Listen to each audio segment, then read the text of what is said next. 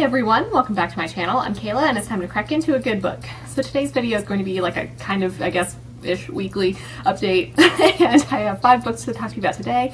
Basically a lot of sci-fi fantasy. There's one that's horror slash thriller, but yeah, there's some interesting books here. So I'm excited to talk to you about them today. So before we get started, leave a robot emoji in the comments to let me know that you're here. So like always, we'll move from the lowest to the highest rated, and I have a couple of 3-star books to talk to you about first. So the first one I'll talk about is Oaths of Legacy by Skrutskie. So I received this for review from the publisher through NetGalley, and this came out September 14th, so very soon.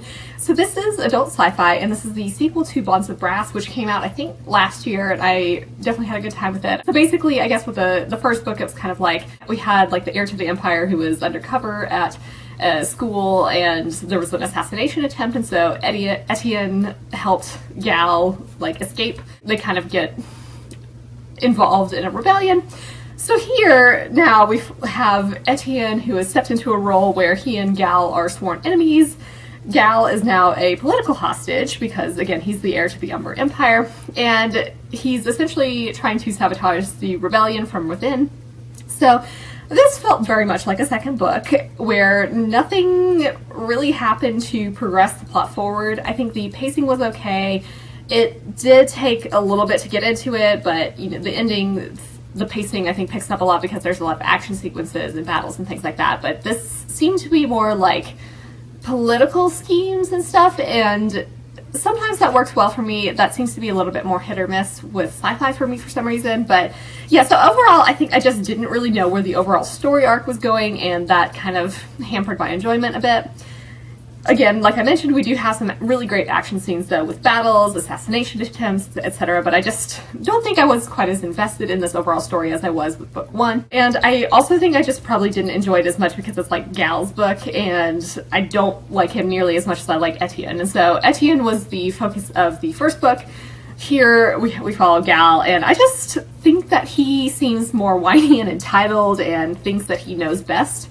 So I think he's kind of conflicted about what to do because obviously he's torn between family loyalty, being this heir to the empire, and would inherit the empire. So like, I mean, that's pretty cool. But also on the other hand, we've got his feelings for Etienne and this rebellion kind of brewing. And so he does flip-flop on actions and what he's trying to do quite a bit because he doesn't really know what he's doing himself. But it's just not always the most fun to read about, I think. So we do get to see Etienne again here, as he's trying to step into this role that he claimed in the first book. He's not super respected quite yet, but I think he will get there. He's still by far the more interesting one of the pair, and I much prefer him, and I kind of wish that we had seen him more and got to see him interact more with Gal. Like, the romance was pretty well done in the first book, and here I just didn't really feel it as strongly. We also have Wynn, and I'm kind of mixed on her too. She seems almost manic at times, and I do like the role that she steps into for herself, but I think she makes some like really poor, dumb decisions. Basically, she doesn't really have the training, I think, to strategize and ends up just kind of jumping into things, and this does not always go well. Sometimes it causes some disasters because she really would have benefited from thinking things through more. So overall, I'm kind of meh on this installment. Like, it was still fine. I gave it 3 stars, but I don't think it was nearly as strong as the first book. And I'm kind of conflicted a little bit about continuing the series. Like, I am ultimately interested, I think, in finding out what happens next, but I'm hoping that we don't follow Gal. Like, my guess would be we would follow Wynn, but perhaps not. You know, perhaps we'll have some sort of mixture or go back to Etienne, which I would really much prefer. So, yeah, I think this was very much like second book syndrome, but overall, I think this is a fun sci-fi series, and I think it has a lot of promise.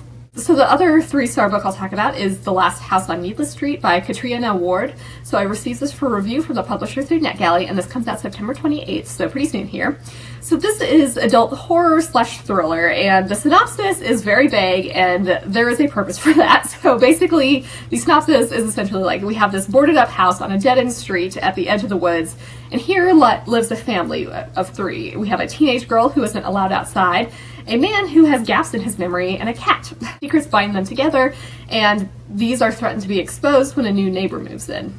So this was such a strange reading experience overall. I'm very mixed on it. Like, It has an incredibly bizarre start where I had just no idea what was going on, but I'm glad that I stuck with it because ultimately it did turn into something that I find really fascinating. It's definitely a pretty like twisted but interesting journey overall.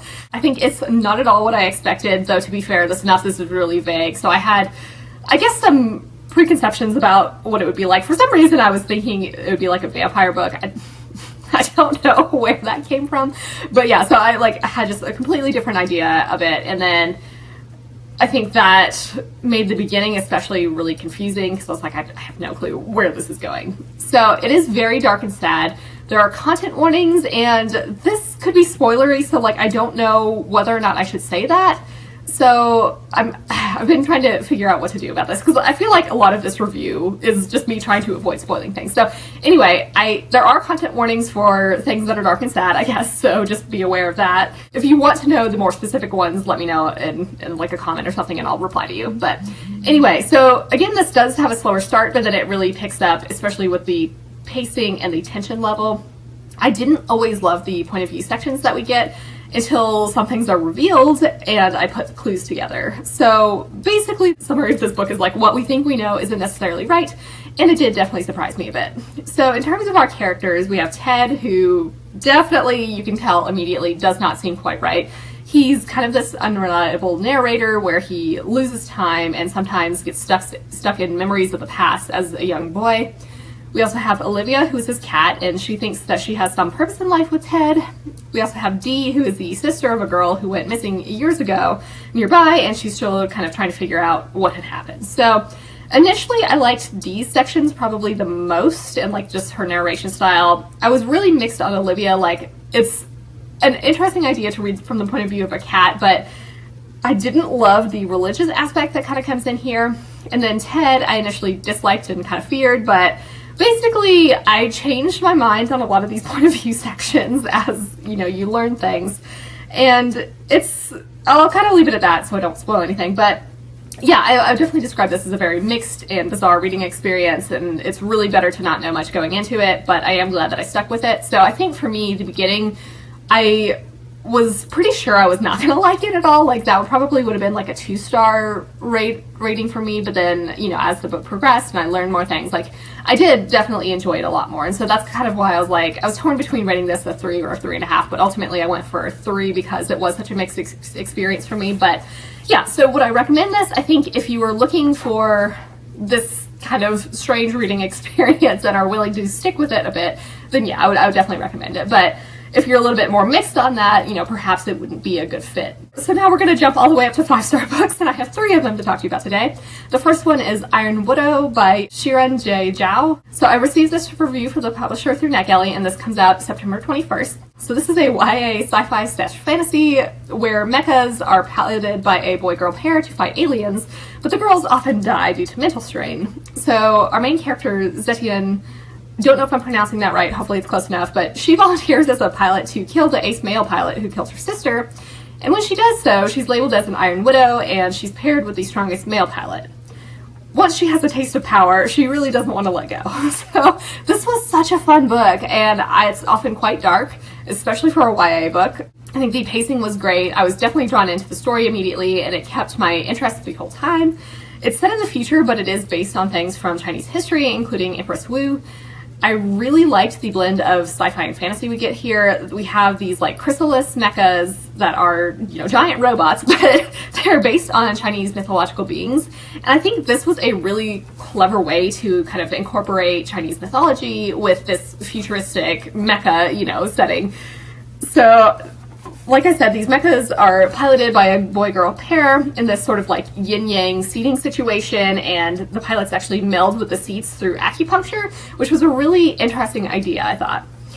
We also have like these 5 sort of like elemental magic, I guess. I think it's their chi or something. So these are more traditional aspects, like there's wood, spirit, metal, water, and fire, I think, are all 5. So I really liked this. I always loved any sort of elemental type magic, and I think it's really cool to see how the sort of dominant aspect of a particular pilot can guide the properties of the mecha. We also get some just really badass moments in general with these mechas and, you know, fighting aliens, so that was great.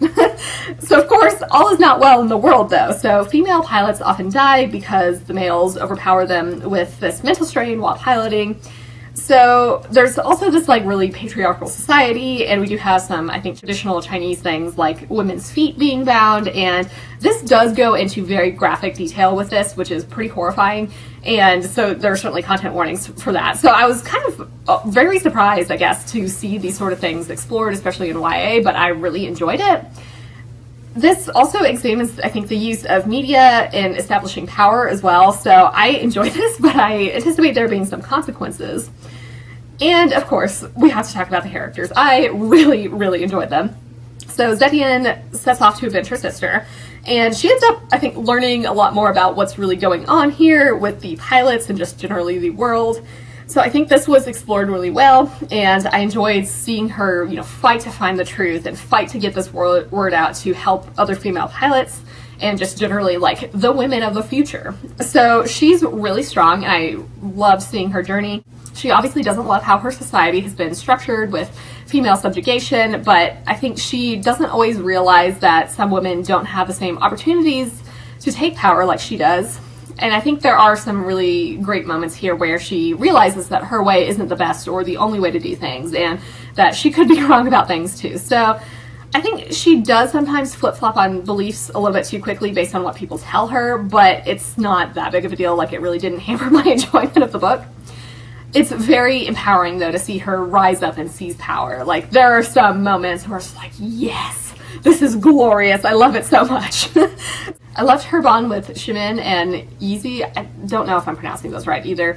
So it's really nice to be, like, you see a love triangle being set up, and then it avoids it because they all end up in a polyamorous relationship, and that's something that I've never seen before in YA, I think, so that was really cool to get to see that here. In terms of the boys, Easy seems to be really sweet and protective overall.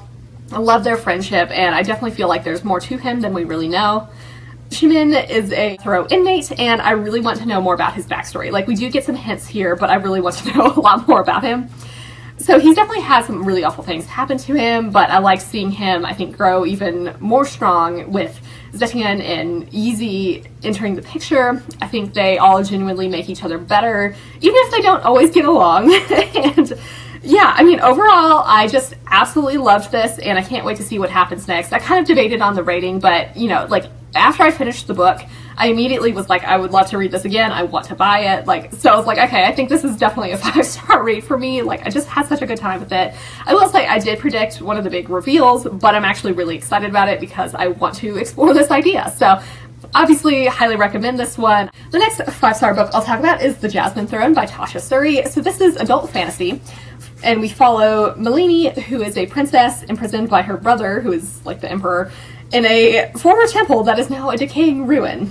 We also have Priya, who is a maidservant who hides a dangerous secret. So Melini accidentally bears witness to Priya's true nature, and their destinies are entangled. So this was just so lovely. I am not surprised that I love this. I read Tasha Suri's other books and had such a wonderful time with them.